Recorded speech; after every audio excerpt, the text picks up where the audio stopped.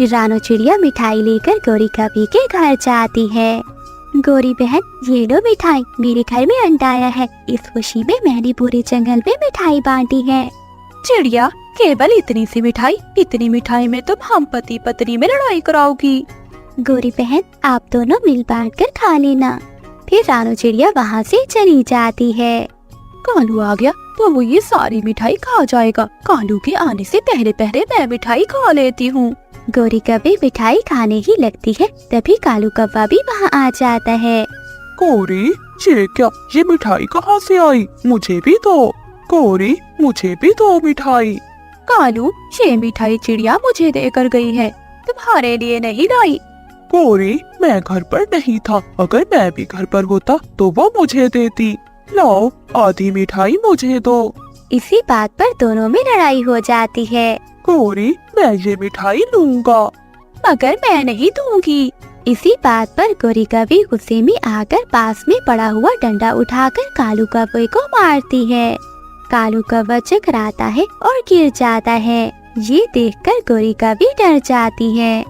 कालू, मेरे सुंदर पति, उठ जाओ, गलती हो गई मुझसे, ना करो मेरे साथ ऐसा मजाक। ले लो, तुम ये सारी मिठाई ही ले लो। इससे तो अच्छा था कि वो मनहूस चिड़िया ये मिठाई ही ना लेकर आती। रोती हुई गौरी कवि बुलबुल डॉक्टर के पास जाती है और उसे लेकर आती है। गौरी, तुम तो कह रही थी कि कालू कौवा पेड़ से गिरा है, मगर ये क्या? इसके सर पर तो किसी ने डंडा मारा है। बुलबुल, मुझे क्या पता, मैं तो रसोई में कालू जी के लिए चाय बना रही थी। फिर बुलबुल कालू कौवे को दबा देती है। थोड़ी देर बाद कालू कौवा उठ जाता है। कौन कौन हो तुम? और ये कौवी मेरे घर में क्या कर रही है? बस कर जाओ मेरे कालू कौवे, मुझे माफ कर दो। क्यों मुझे इतनी बड़ी सजा दे रहे हो? बस एक ही डंडा तो मारा है मैंने। कालू कौवा कौन? मैं तोता हूँ। खबरदार, अगर फिर से मुझे कालू कौवा कहा तो। गौरी, तुम्हारे पति की जान तो बच गई है, लेकिन ये अपनी याददाश्त खो बैठा है। फिर बुलबुल वहाँ से चली जाती है। मेरी जाति के तोते कहाँ हैं? मैं यहाँ कौवों के घर में नहीं रह सकता। मैं अपने तोते दोस्तों के पास जा रहा हूँ। कालू कौवा घर से निकल जाता है।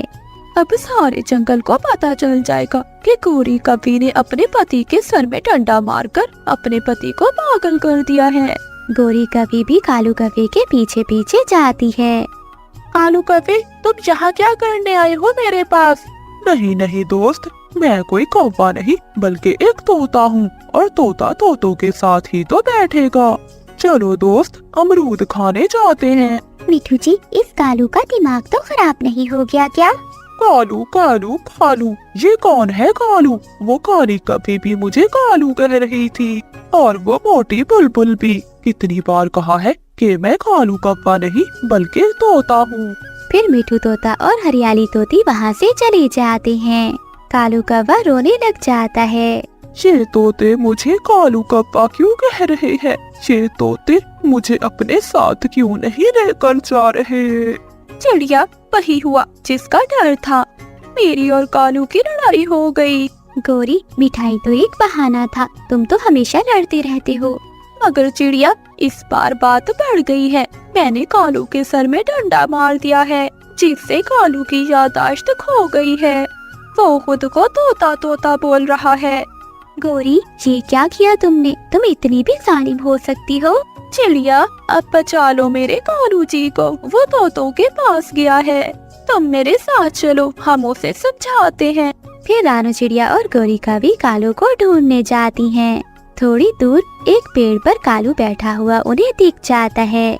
कालू जी, मेरे सुंदर पति, मुझे माफ कर दो। कालू भैया, चलो घर चलें। मैं तंग आ गया हूँ इस काली कपी से। ये तो मेरे पीछे ही पड़ गई है। मैंने कितनी बार कहा है कि मैं कौवा नहीं बल्कि तोता हूँ। एक तोता भला कवि का कैसे पति हो सकता है? और मेरी जाति के तोते भी मुझे अपने साथ लेकर जाने को तैयार नहीं। इससे अच्छा कि मैं मर जाऊं।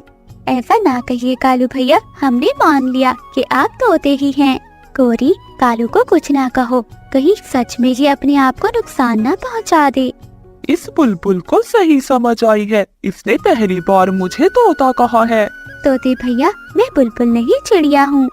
ठीक है, चलो जल्दी से मुझे तोतों के पास छोड़ाओ, नहीं तो मैं मर जाऊंगा। चिड़िया, तुमने बिल्कुल ठीक कहा। इसे 1-2 दिन मिठू तोते और हरियाली तोती के घर में छोड़ आते हैं। 1-2 दिन में कालू ठीक हो जाएगा। तुमने फिर से मुझे कालू कहा, काली गंदी कभी। फिर रानू चिड़िया और गौरी कभी कालू को साथ लेकर तोतों के घर जाते हैं। मिठू भैया, आप 1-2 दिन कालू कभी को अपने घर में रख लें, क्योंकि कालू खुद को तोता समझने लग गया है। क्या तोता? हाँ जी, अभी हमें भी अपने आप को तोता कह रहा था, मगर ऐसा क्यों? हाँ। हरियाली, मुझसे एक डंडा लग गया मेरे कालू जी को। उसी से याददाश्त खो गई है मेरे कालू जी की। तुम बहुत जालिम हो कभी। अच्छे भले पति का क्या कर दिया तुमने? ठीक है गौरी, तुम इसे 1-2 दिन हमारे पास ही छोड़ दो। फिर रानू चिड़िया और गौरी कभी वहाँ से चली जाती हैं। अपने जाति के तोतों के साथ रहना मुझे बहुत अच्छा लगता है। बहुत बुरी लगती है मुझे वो काली कभी। आप सो जाएं, हमें सुबह बाग से अमरूद खाने भी जाना है। सुंदर तोती, क्या आप भी जाओगी हमारे साथ? मैं तुम्हारी सुल्तान। मिठू जी, कुछ ना कहे बेचारे को, वो पहले ही अपनी याददाश्त खो बैठा है। दूसरे दिन मिठू तोता नदी पर पानी पीने गया हुआ था। सुंदर तोती, एक वो मोटी चोंच वाला मिठू और एक मैं सुंदर तोता, हम दोनों में से सुंदर कौन है? तुम ही सुंदर हो, मगर थोड़ी दूर होकर बैठो। दूर क्यों? एक तोता भला अपनी तोते से कैसे दूर हो सकता है? ऐसे कालू कौवा हरियाली की तरफ बढ़ने लगता है। तभी हरियाली तोती डंडा उठाकर कालू कौवे के सर में मारती है। कालू कौवा वहीं बेहोश हो जाता है। हरियाली भागकर बुलबुल को लाती है। मिठू भी आ गया था और गौरी भी। फिर बुलबुल कालू कौवे को दबा देती है। थोड़ी देर बाद कालू कौवे को होश आ जाता है। गौरी, क्या तुमने वो मिठाई खा ली है? ये सुनकर सब खुश हो जाते हैं। ठीक हो गया, मेरा पति ठीक हो गया। कालू जी, आप घर चलें, मैं अपने हाथों से मिठाई बनाकर